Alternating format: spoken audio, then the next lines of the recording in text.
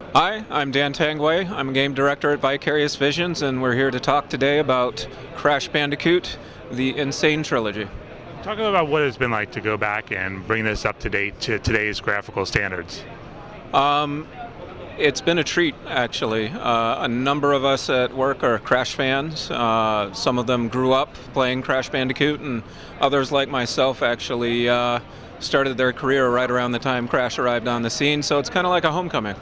What it is about Crash that has stood the test of time as a character? I think it's a couple of things. I think Crash and the games in particular, first off, were incredibly beautiful games. At the time on the PlayStation 1, there wasn't anything that looked like them. So, they're just a visual treat for the eyes. I think the second thing is really just the sense of humor that pervades the games. It's zany, it's loony, it's irreverent. And you're always having fun dying or, seeing what the characters are going to do next. As you guys have gone back and looked over these levels, how have they stood the test of time? The levels are great. I mean, there are some levels that are certainly more difficult than others, but, for the most part, they challenge you, but, they compel you to want to keep playing again and again. You talk about what you feel the latest technology, whether it's 4K, HDR, those kinds of elements, open up for a game like this? It really allows us to capture that spirit of Crash Bandicoot that Naughty Dog was originally shooting for, 20 years ago. And so we're really able to, push more with the animation, get more personality across, and really create more lush and rich environments and, lush and rich audioscapes. When it comes to remastering, are there going to be elements for people that did play through that's unique or new?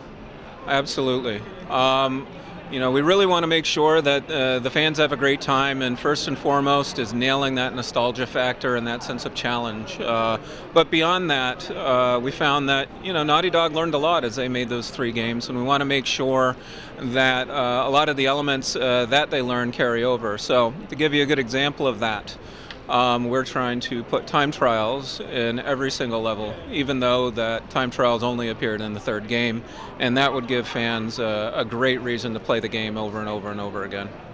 What about Easter eggs, unlockables, those types of elements that might be new?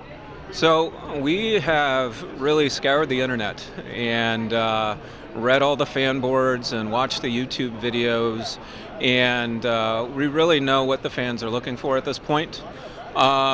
We aren't prepared to really talk more about what other features might be in store for fans at this point. How has your own studio's background helped with remastering this? Vicarious Visions has a long history with Crash Bandicoot, first and foremost. We cut our teeth on Game Boy games back in the day, and we made the first couple of Crash Bandicoot Game Boy games. Additionally, we made Crash Nitro Kart, which was a fairly well-received kart racer for Crash Bandicoot. So that certainly helped, and I think then also our experience with action platformers such as Skylanders has really helped us hone our skills to be able to bring Crash into the present now. What are your thoughts about this whole retro fad that we're going through in the game industry, where we're seeing more and more old things coming back in new ways? Well, I love it, partly because I'm a bit old, but it's great, and I think the things that are coming back really deserve to have a chance with a new audience, and I think it's just a way to keep the spirit of things like Crash alive.